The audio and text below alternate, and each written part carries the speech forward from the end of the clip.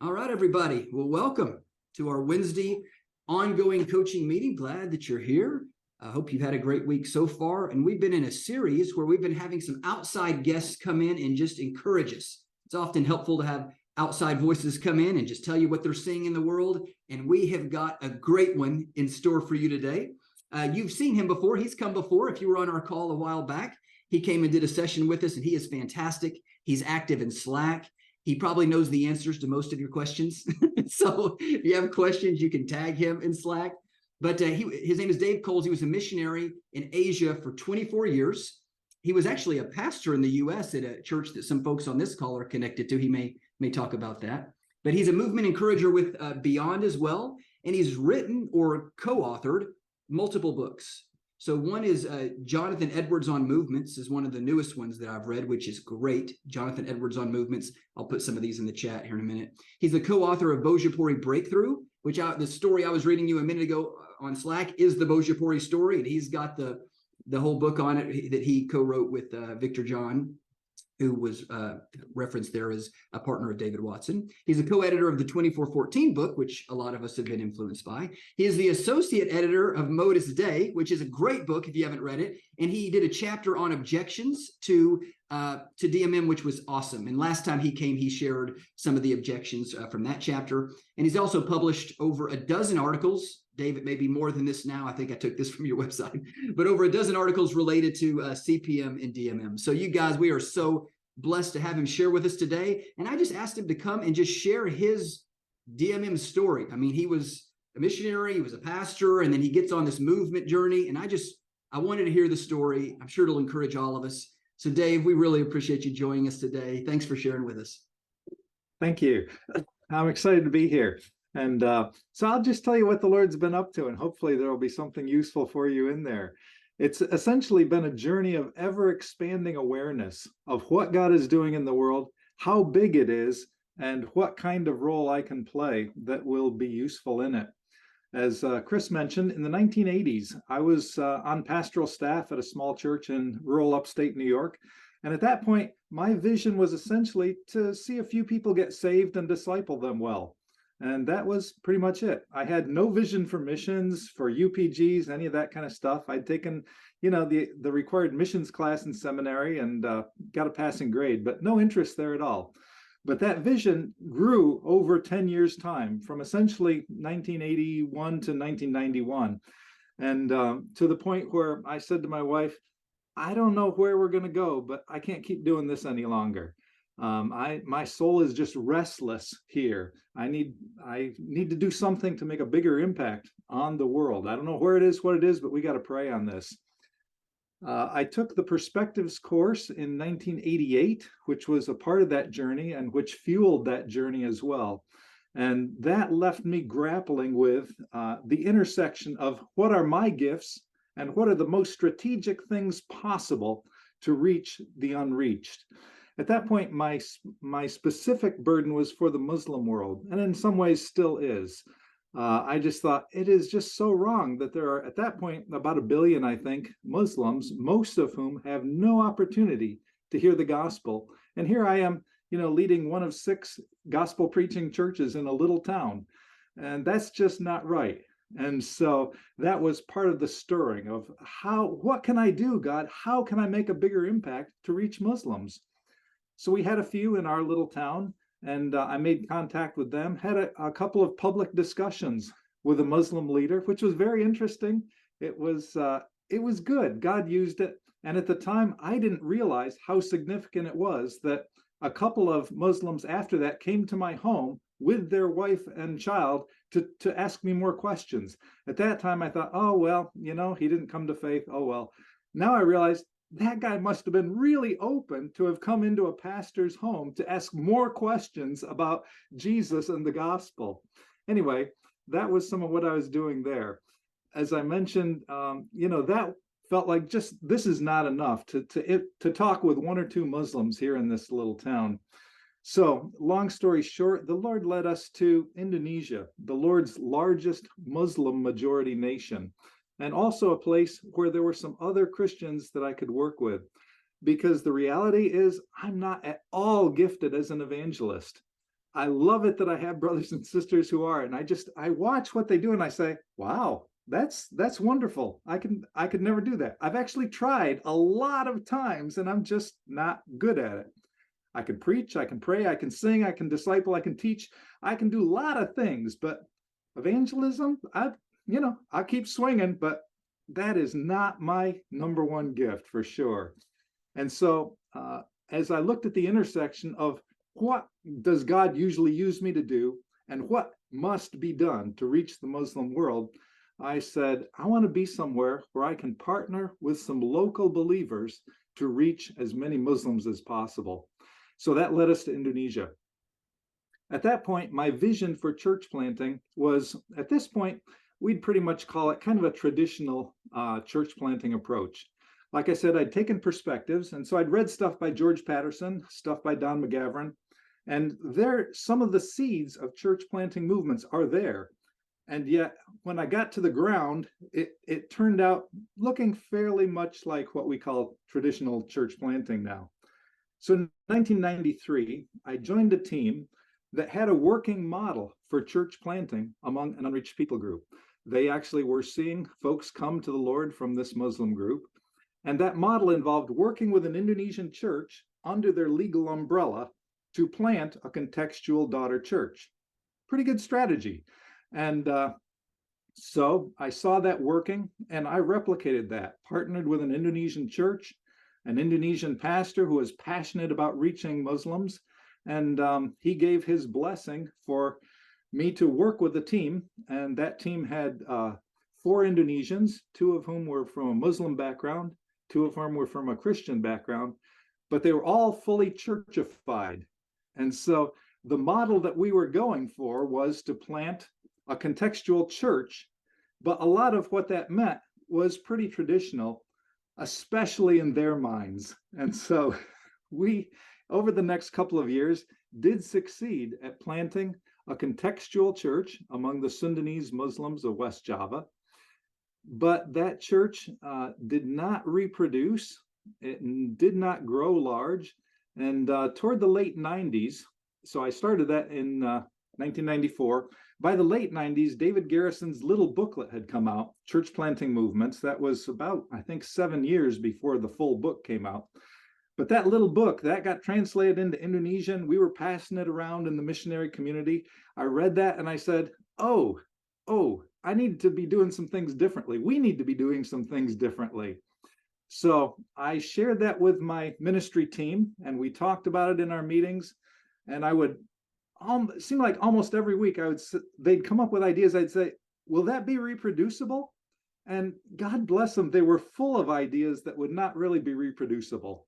A building, a car, transport to bring people into the city from the villages, all kinds of things that, people were doing that. It was being done in ministry in our city. But when I gave it that litmus test of, will this be able to reproduce? The answer was usually no. And so over the next couple of years, we gradually had an amicable parting of the ways. I said to myself, they really are not wanting to do this. I can read the signs. The signs from Sundanese Muslim background, they're pretty subtle, but I was getting so I could pick up those signs that they were saying a polite no thank you. And so I said to myself, this is not my ministry. I don't own this church. I don't own this project. This is theirs. This is their country. They're the ones that need to lead it. They're the ones that need to own it.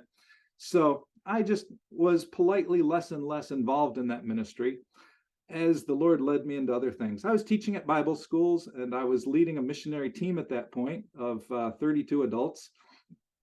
And then in the next couple of years, I was asked to move from team leader to area leader, which meant overseeing 10 or 12 teams that varied over a couple of years, 10 or 12 teams all around Indonesia, which has thousands of islands. So more travel. And that role was quite a bit of pastoral and administrative stuff, along with some strategic stuff. So I would use that role to try to nudge teams with Garrison's CPM principles. And in 2004, the book came out. And so we were talking about those. I remember distinctly at one of our area retreats, one of the team leaders had read Garrison's book And he had a whole chart with all of the 10 the 10 universal elements, and all that stuff. And so he led a session, and I encouraged everybody to be there. We talked about it. So in that role, I did what I could to nudge all of these missionaries. I forget, I think at that point, it was probably about 70, mostly almost all Westerners involved in trying to reach Muslims in Indonesia. And so nudging them with those CPM principles. And then in 2010, an interesting thing happened. I got an email from one of the leaders in our organization's home office, and he said, we have a donor that is wanting to fund church planting movement training of the Watson Garrison type among all the Muslim-focused missionaries in our agency. Are we interested? I wrote back and said, yes, we are definitely interested. So I grabbed a couple of buddies, some of whose names you would probably recognize if I mentioned them. And about 4 of us put together a working group to plan this training and implement training in CPM, basically Garrison's principles, for all of the Muslim-focused workers in our agency. So we did that for the next few years, starting in 2010. The material that we used was something that essentially Stan Parks had his hands on, that David Watson had put together, Stan had modified for use in quick training in CPM when Aceh opened up after the tsunami back in 2004, into 2004. So then in 2005, 2006, CPM trainings were happening for Indonesian workers that went in and others. So we used that, we tweaked it a little bit. I adjusted a couple of spots where I actually didn't agree theologically with Brother Watson's wording of things. But we had that training, and we went around, we did it in Africa, we did it in Malaysia, India, a couple other places. And that was quite positive. Initially, the response we got was so overwhelmingly positive. I don't know how many missionaries said to us at that point, this is great. This really makes clear the next step of what I should be doing. It's like, I knew this is what I wanted, but I wasn't sure how to get there. And this makes the steps really clear. It tells me what I need to do next. So that was a big win organizationally. Lots of workers better equipped to try to do the right stuff to see a movement happen. And then in 2014, due to quite a few circumstances I won't go into, I changed organizations. And so I went from an organization where church planting movements were kind of a big tent. It's like, it's all good, it can be the Garrison type CPM, it can be this type of CPM, it can be, trying to plant a church that you hope will reproduce CPM. We'll just call it all CPM, it's all good. And stepping out of that ethos, where I'd gotten some pushback on the training that we were doing and let's call it the Garrison type CPM that we'd been training people in and encouraging. And so at that point, had a lot of discussions about, is this the only way? Is this the best way? Are you telling us we've been doing it wrong all this time? All that kind of thing. And interestingly, one of the workers, during the time I was still an area leader, one of the team leaders, who had been a teammate of mine for years and years, who pushed back the hardest when we had a training in our group, after a couple of years, gradually realized, this is actually what I need to be doing. And he is still on site in Indonesia, doing amazing stuff, working with Indonesians and helping them to contextually implement CPM principles. It's glorious. So as I switched agencies, as I said, I went from an agency where it was kind of a big tent to an agency that was laser focused on CPM. And at that point, DMM was a term starting to be used. And so we began to use both terms. We're good with both of those. I'm in favor of both. But we were using the term church planting movements as an umbrella term to include DMM, to include T for T, to include Zume, to include lots of different methods, but all with the same essential goal of a rapidly multiplying movement. So as I stepped into this organization, I thought, I'm not a vice president. I'm not a team leader. What am I? And so I invented for myself a title, and I was delighted that the organization let me keep this title, and that is Encourager and Resourcer of Church Planting Movements. And I just said, what's God got me doing? That's kind of it. That's what I do. And so everything that I do fits under that umbrella of encouraging and or resourcing church planting movements. And again, that includes disciple making movements. So as I stepped into what my new role would be, or roles, Stan Parks was my supervisor. And Stan's one of those guys, he has more ideas than he has time to implement. And I am not a visionary guy. I'm not only not an evangelist, I'm not especially a visionary. And so for me, it was really helpful to be able to hang out with somebody like Stan, who has some extra ideas, some good things that need to be done, and he doesn't have time to do them.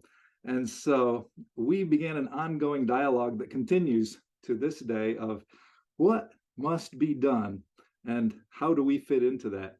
And so for pretty much ever since then, my job description has had a whole list of subsets, things that are included. And at the bottom of the list is, and whatever else Stan thinks up. And so that's kind of the ethos of, not that he tells me what to do. It's really a dialogue of, hey, what do you think about this thing? And so that's been a wonderful relationship, being able to connect closely with somebody who not only is a great strategic thinker, but has lots and lots of good connections. So that's how, for example, I met Victor John. Actually, I had met Victor sort of years before in Indonesia. He came and did a training, but we didn't really talk much then. I was one of about a dozen Western missionaries that he was trying to get to be quiet so he could really interact with the Indonesians who were there.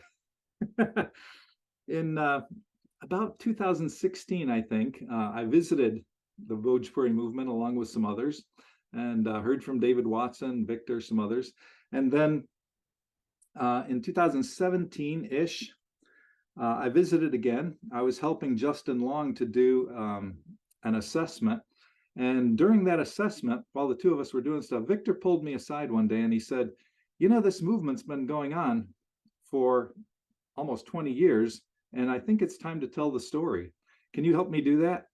And I said, I don't know. I can try. It really was an experiment, but I was Victor's best hope of getting something written down that would be security sensitive, but also open enough to share the story.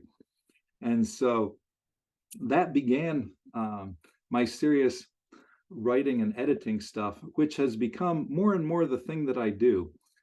As Chris mentioned, there are a few books, and let me pop up a slide, which in a sense will be kind of, I'll stop talking while I do this so I can do it right, hopefully.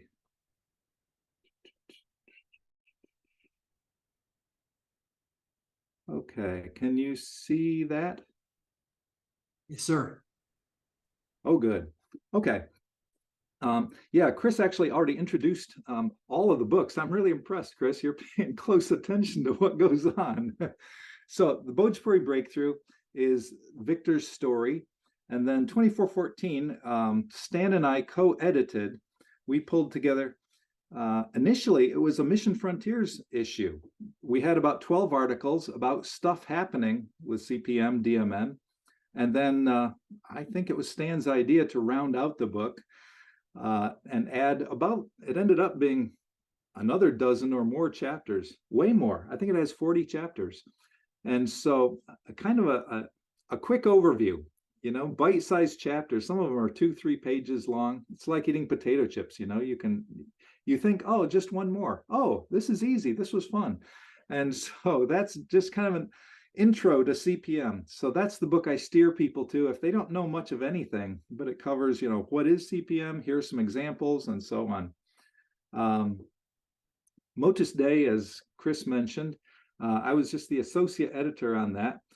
So I did edit all of the articles in there along with some others. but I had a lot of fun with chapter 3, my answers to objections to CPM DMM, because I'd kind of been doing that in my spare time for a number of years. And Stan will often say, don't spend too much time arguing with the critics. Let's focus on the stuff that actually helps the guys in the movements. And that's very wise advice. Yet at the same time, I couldn't help myself. I read some of the stuff that was being said, being written, and I'm like, somebody's got to respond to that. That's just silly. And so I had quite a collection by, I don't know, 2019 of various objections. And here are some of the answers that I would give to those objections. And then out of that, a couple of years later, I realized this was probably, it was somewhere during COVID, maybe about 2021. I realized, I think a lot of these objections that I'm hearing are like the objections that happened during the First Great Awakening. And I think quite a few of my responses, I think I'm actually borrowing Jonathan Edwards' material without giving proper attribution here. And so I went back and I read his writings, Jonathan Edwards' writings on the First Great Awakening. He had a couple of pieces, 2 or 3. And I was right. I was like, oh my gosh, this is even better than I realized. This is brilliant. And so I just went through and started taking notes on, here's what I think would be relevant. And so my summary is, I think if Jonathan Edwards were alive today, he would be a strong advocate overall of these movements. He would have a couple of cautions, and I carefully word my interaction with those. One is the clergy-laity distinction. Edwards was really strong on that and really concerned about lay people exhorting. I'm not so concerned about that. And obviously, movements are not so concerned about that. But the clergy-laity distinction would be one point where Edwards would not be real excited about what happens in movements. Also, the idea of listening to the Lord and people, hearing subjective things from the Lord. Edwards would not be excited, but he was really, he was a cessationist. Let's start with that. So he felt the gift of prophecy done. And he was nervous that people would be, coming out with these words from God and they'd go crazy with it. But other than those two, man, everything else. And the wonderful thing about this, and the reason that I thought the book was worth doing, is most of the strongest critics, I don't know if you've noticed, most of the strongest critics of CPM DMM are from a Reformed background.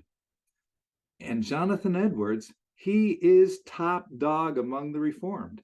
They, of all people, realize he is America's greatest theologian ever. He's brilliant. He really is brilliant.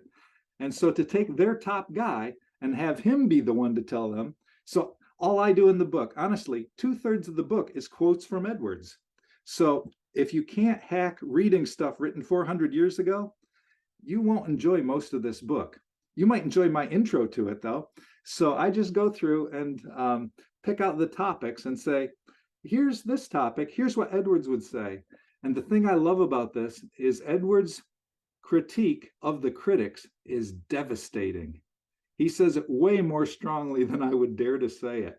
He's warning people about getting in the face of God if they're arguing against what's happening. It's brilliant. So that's those books. The Mission Frontiers one at the top is Cascading Gospel, Movements Starting Movements. That came out January, February of this year. And that's articles illustrating the reality we discovered that, as far as we can tell, 85 to 90% of the movements being started now are being started by existing movements.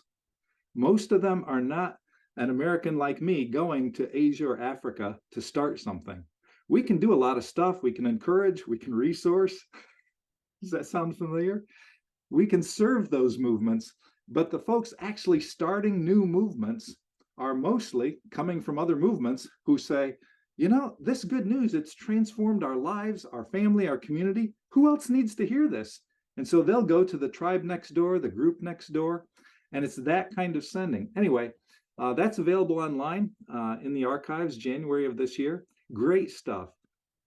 And then one project I'll mention that I'm working on right now.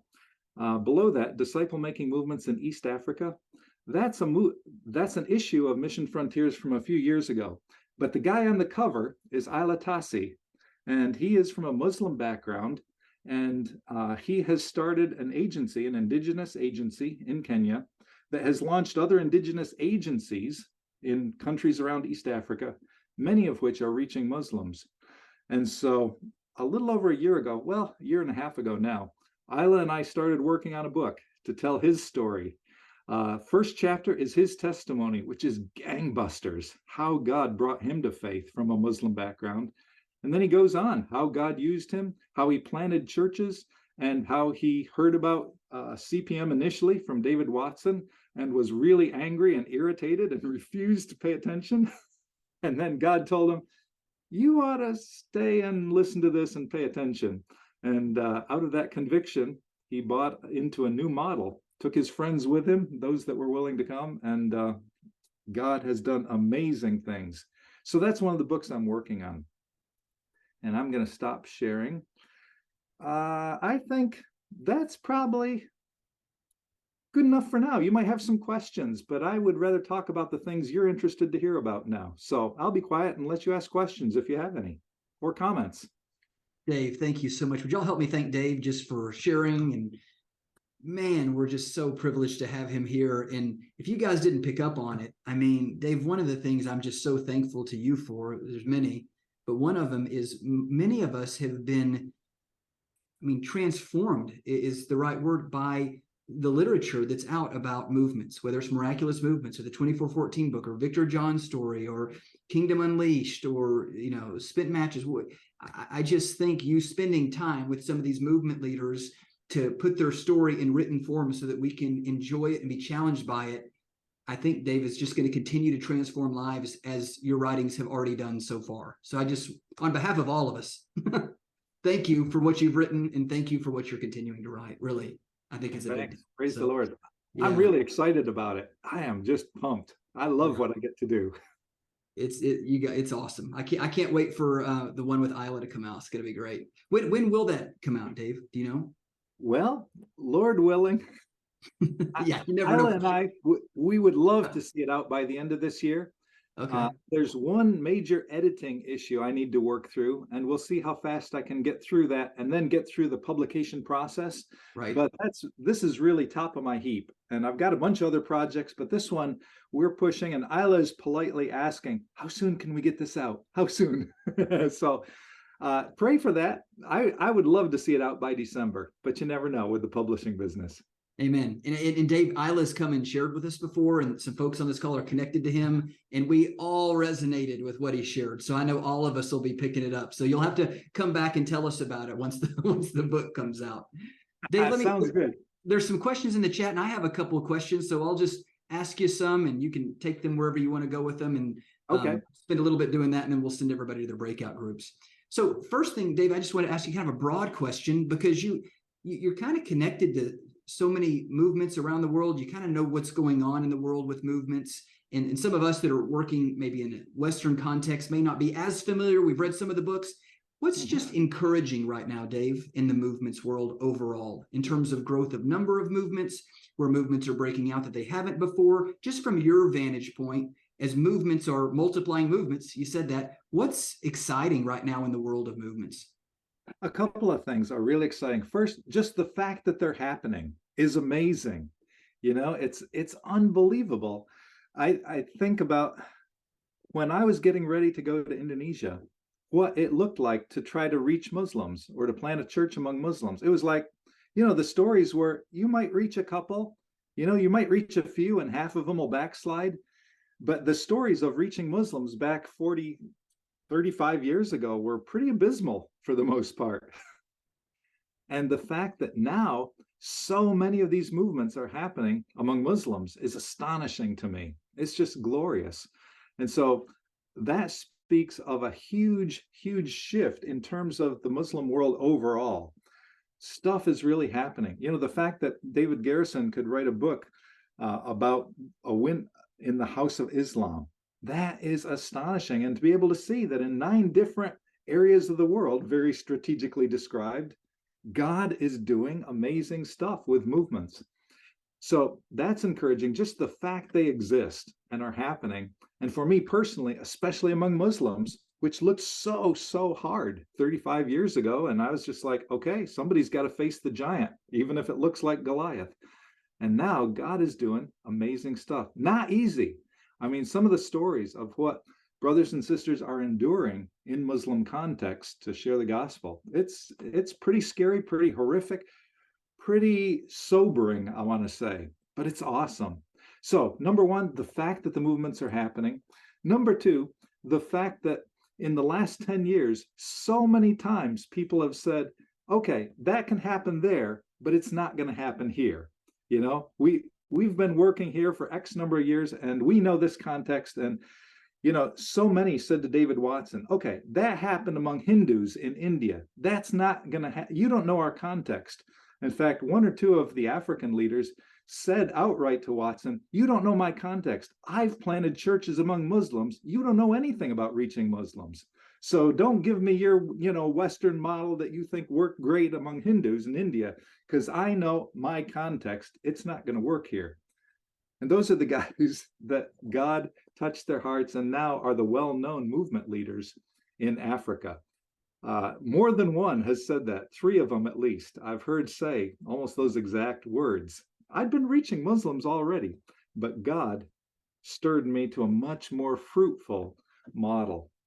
And so that's encouraging that folks who are seeing a little fruit now are often seeing huge fruit. That's encouraging. Also encouraging. I kind of lost the track of so many places, like folks in the Middle East for a number of years said, okay, that's happening in India. Okay, it's happening in Indonesia, but Indonesia is not the Middle East. You don't know our context. This is much harder than Indonesia. You know, the Muslims in the Middle East are not nearly as nice as Indonesian Muslims. So movements aren't going to happen here. So time after time after time, God has said, well, you can say it can't happen there, but guess what? It could. And now a question that a lot of people are asking, so many are asking is, okay, that's happening in Asia and Africa. What about in the West? What about here in America? And I just say, keep watching. We'll see what happens. I know some folks are working on it. So that's very encouraging. I could say more, but I'll stop for now with that question. Dave, yeah, that's great. And as far as number, Dave, I know they reported on the front of Mission Frontiers, but do you remember kind of what they were thinking there were in terms of number of movements in the mid to late 90s compared to how many now are active? Do you have any idea of approximations of those counts? Oh, yeah. In the mid 90s, people weren't even really thinking in terms of this category. And to the extent anybody had something that was sort of like a movement, they were not at all going to tell anybody else. So even in the early 2000s, even after David Garrison's book came out, and many of us on the field especially, we were excited about the concept, and we were like, okay, where's this? Where is it? What is it? Who is it? And everybody who had stuff essentially was like, I'm not going to tell you because you'll just come in and try to take it over and take credit for it. And in fact, that did happen a lot. So for a number of years, it was all hush hush. It was all secretive.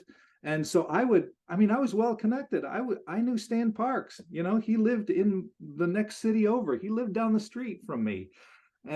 But man, to get information out of the people that did know, you still couldn't find out. Yeah, there's some. Yeah, we know we heard from credible, but the first real numbers that I could get a handle on, and I forget what year this was, might have even been as late as 2010, was maybe 160, something like that. And that was big because all of a sudden a few people would say, okay, I'll actually vouch for this. I'm putting my name on, I know about this. But until the 2414 coalition started in 2017, I think the biggest number anybody dared to estimate was maybe a couple hundred, but probably not much more than 160. That's the first concrete number I remember before movement leaders got together, began to build some trust and agree, I'm not really interested in trying to steal your movement. And in fact, I'll only tell this to people that I trust to aggregate the data. Justin Long, I'll tell you what, if the enemy could hack that stuff, we'd try. People trust him with data so that he's able to have a list and say, we have credible reports of 1,965 or 1,966, depending on which source you look at right now, movements, which is huge. And so for a number of years, as I taught Perspectives, lesson 13, I would give the number, and year after year after year, I'd have to cross it out and change it to a higher number. Two things were happening. One, more people were becoming bold to share the information they had. And they said, okay, I believe Justin's trustworthy. I will tell him about the 10 or 15 movements we have in our organization. And the other is just more movements happening. Both of those were taking place. And then just in the last 6 months or so, it became problematic to share data about the regions. X number of movements in Europe, X number in the US, X number, because people who were there started to complain and argue. And I got to the point where, you know what? These are credible, but we don't have the time to argue about this and try to defend all this. So we're going to just stick with the big number for now, keep the movements multiplying, spend less energy arguing about the numbers and is this real and all that, because we know who's doing what, but we don't have to tell everybody who's doing what. So I forget how you worded the question originally, Chris, but that's the scoop. Originally, it was rumors that turned into a few, which turned into 100 some, which then exploded year after year into 600 some, 700, 800 some, and so on. I'm glad you shared that, Dave, just because I think that progression is just so exciting.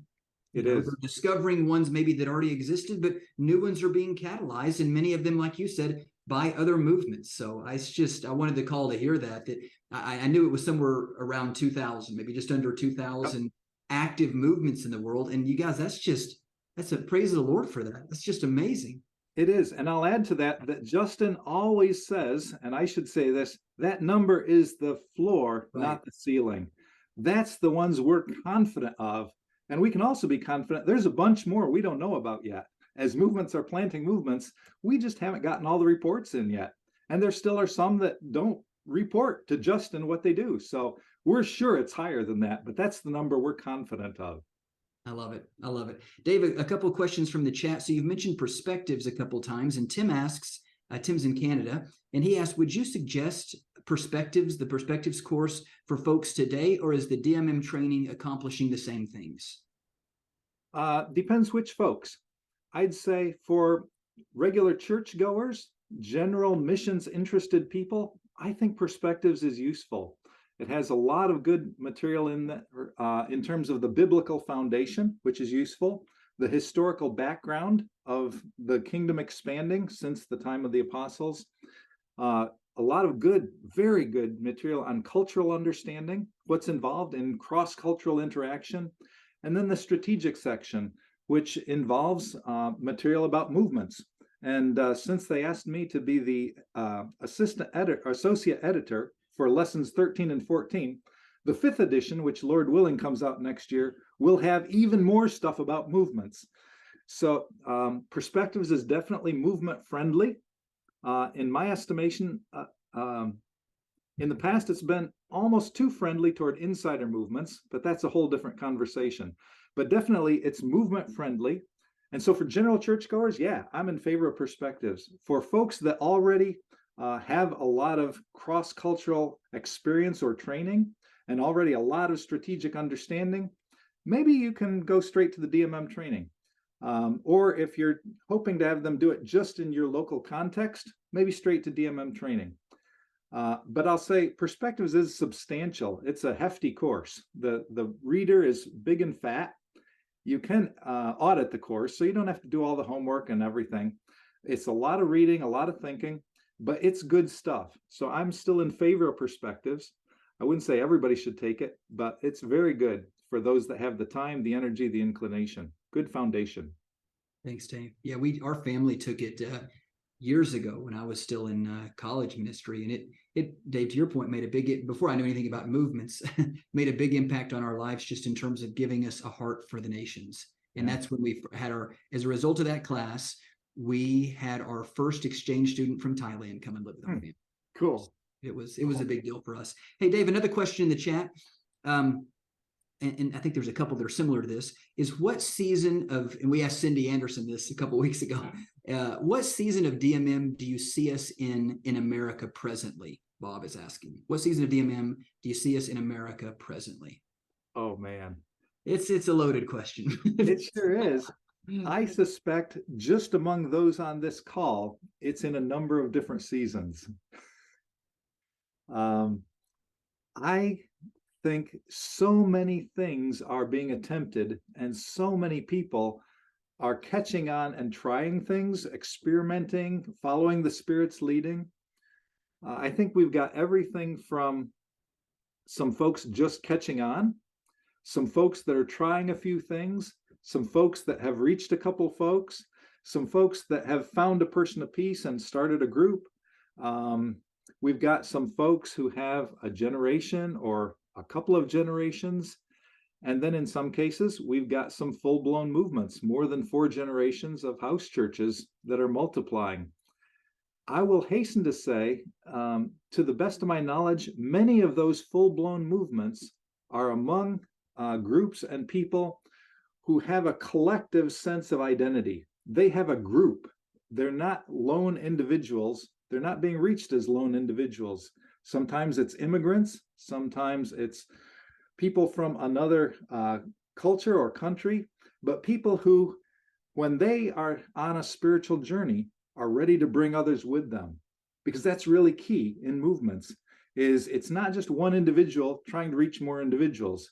It's groups coming to faith, reaching groups. And so where we see full-blown movements happening in the US, to the best of my knowledge, that's a part of the mix, is groups that are reaching groups. So I beat that drum wherever I can. Reach it groups, not individuals. But to answer the question, I think we're in all the seasons all together, depending on who we are, where we are, and what God's got us doing. That's great, Dave. Hey, related to that, and you're gonna have some special insight here, I think, in working with Isla, Victor, and others, and having been a legacy church pastor yourself. What is it about movements generally, you think, that causes legacy church pastors, especially ones that adopt movement methodologies in the future, to be so resistant initially? So you've got the stories of Isla here and David, and he's like, I can't believe this guy. And then, you've got others that just, they hear about it and they're just like, there's no way, it's the craziest thing I never do. It's like a lot of the catalysts that I know, their story starts with, I heard these ideas, I thought, I'm never doing that. And then they end up somehow, adopting them. What is it, again, because you can speak from your experience in the pastorate, and I'm sure it can be similar in other places in the world. What is it about, in your opinion, movements generally that is so anathema to those of us on a church staff or pastoring a church when we initially hear it? You have any thoughts on that? I feel like I hear that a lot as a part of the testimony of these catalysts.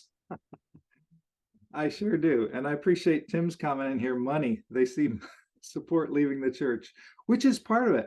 Although for me personally, I think if I had heard this stuff in the mid 1980s, the first would have been, if we go this route, I'm out of a job. Like I went straight from college to seminary. This is what I'm trained to do. I have a BA in music. I'm not going to make a living as a musician. I'm not that good. So first is the job, the sense of identity for the leaders. I think second is probably some, I would call it prejudice, but in my case, it was experience with house churches. I have an article entitled, Why Not Simple? It's maybe about four years ago in Mission Frontiers. But the essence of it was, I said, when I was a pastor in upstate New York, I knew people who did house church. And those people had been at our church for a few months or years. They'd been in another church, another. They'd been to all the gospel preaching churches in the area, and nobody was good enough, holy enough, pure enough, something enough. So they stayed home as a family did what they called house church, never multiplied, never reached anybody with the gospel that I know of. And so in my mind as a pastor in those days, house church meant grumblers that can't get along with anybody and just stay home. They don't really fellowship. They don't really do outreach.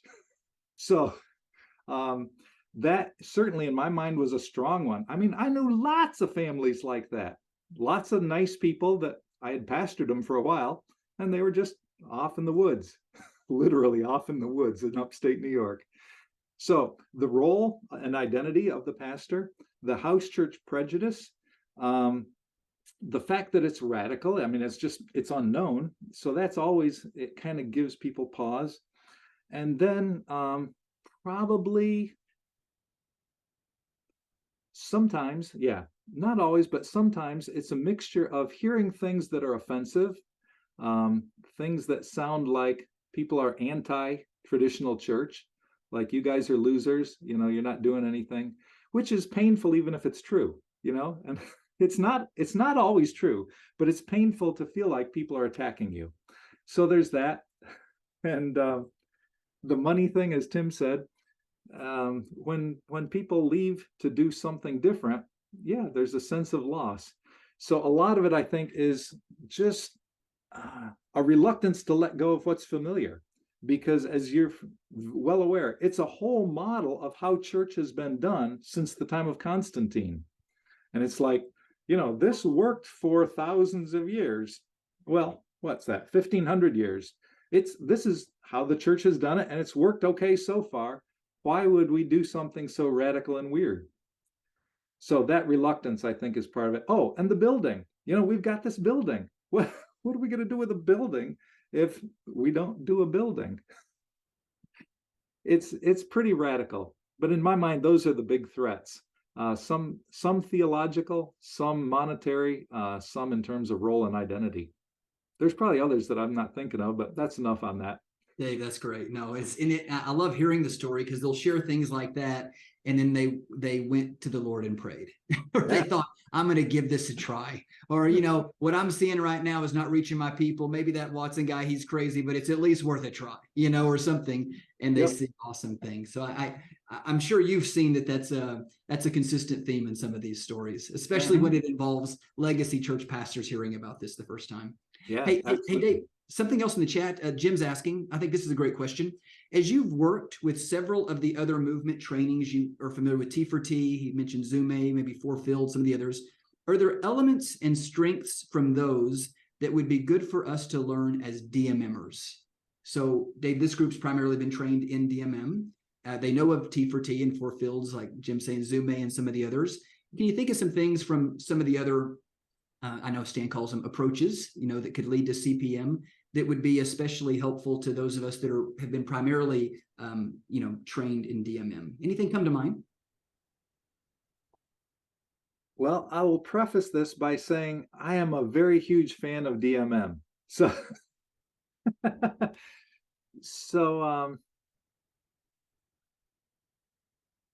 I guess the thing I would say is it's worth knowing some of the other approaches. T4T tends to be very strong on gospel presentations. It's good to be ready with those. Zume has lots of stuff on, you know, ways to access multiplying. And where I'm headed with that is sometimes there's some nugget from a different approach that will be useful to you. And I don't know what that would be for any of the 50 people on this call. Well, not counting Chris and me, 48 on this call. No, I see some couples. So we got more than 50 here. So I don't know which item from Zume or T4T might be useful to do sometimes in your place. One of the things that Stan has observed is whenever somebody takes a model and says, I'm going to do it exactly this way, that tends to not bear as much fruit. It's when you take the model and say, Spirit of God, would you work in us as we seek to apply this? And very often, the Spirit of God will tweak it a little bit. You know, you end up not doing it quite like your trainer said it should be done. Or you end up doing it, but with a piece of something else that you heard at a Zume training, or a T4T training, or something else. And so I'm not a fan of just kind of a mix and match smorgasbord. Let's try a little of everything. Not at all. I think it's good to have clarity on here's my approach. Here's basically what we do. But it's even more important to listen to the Spirit and be ready to adjust, to tweak, to add as the Spirit leads. And we can only do that if we've heard of it. Well, no, I'll take that back. The Spirit can tell you anything. You don't have to go to a T4T training to borrow something from T4T. The Spirit can just say, do this, try that. But often he will use material from other people, other groups, other books, other approaches to increase the stuff in our toolkit. Great, Dave. Thank you. Hey, one more question, and then we'll send everybody out to their groups. And you mentioned this, and we need to have you come back when we talk more about this, because I'm sure there's so much to say. But just this idea of movements starting movements. One thing we introduced in San Diego, we had a meetup recently in San Diego, and Stan was there. And we just reminded this group that was there that Dave, I feel like initially they were saying 80%-ish of movements are started by other movements. Now I hear Stan frequently saying 90% is the latest one I've heard of movements are started by other movements. So Dave, the folks on this call want to be a part of movements.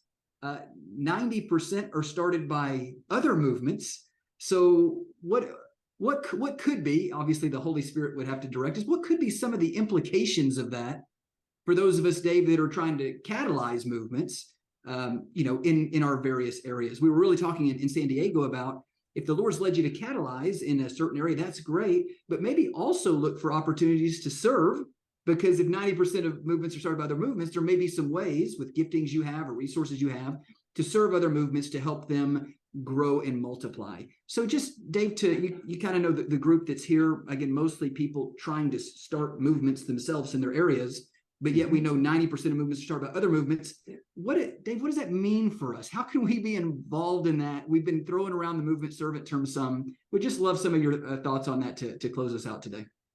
Yeah, great question. And that is definitely one that the Spirit will need to lead people individually, because it's not always an either or. Sometimes it's a both and.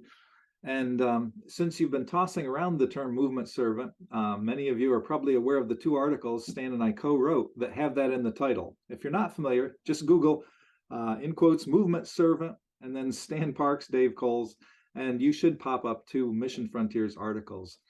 But in our organization, I'll share, in the last couple of years, we've gone from an ethos where pretty much almost everybody was a catalyst. We are movement catalysts. That's what we do.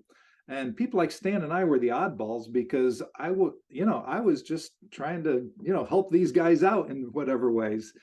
But we realized as we looked at the dynamic that you said, realizing first it's happening, a lot of movements, starting more movements, then it's 80%. And then it's like, oh, it's more, 85 or 90. Oh, it's 90. And so we're seeing that is a significant dynamic. And so now we have a number of people in our organization embedded in UPG territory that are shifting from trying to be the catalyst to saying, how can I serve some movements in this region?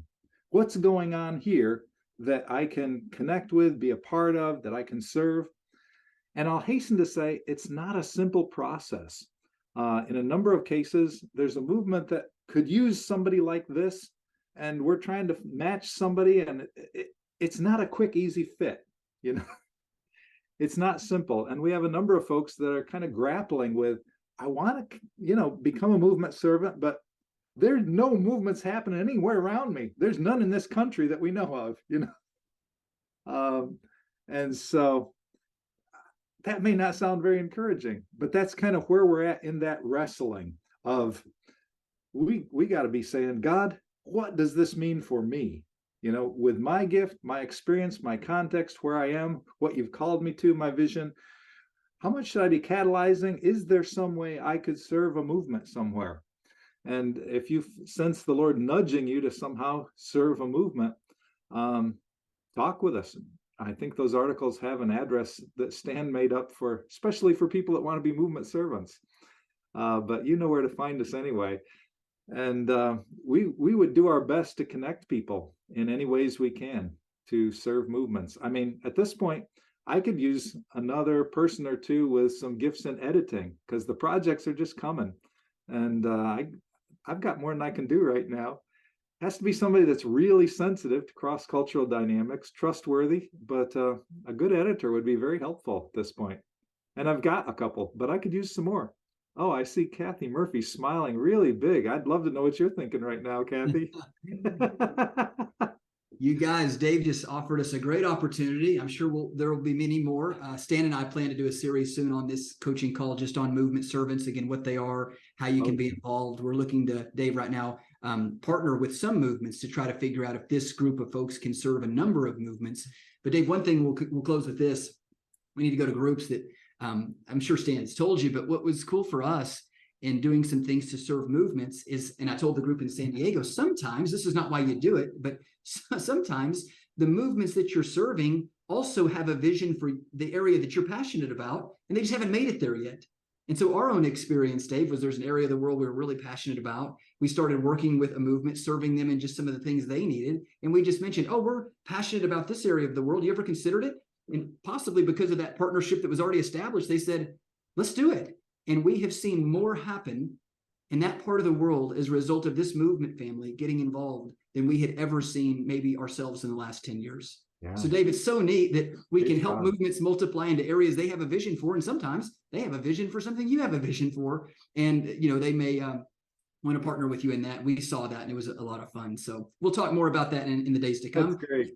You guys, thank Dave again with me just for coming and hanging out with us today. Dave, it was awesome. We loved having you. Thank you. We need to have you back again really soon. We have many more questions. My pleasure. God bless you, Paul.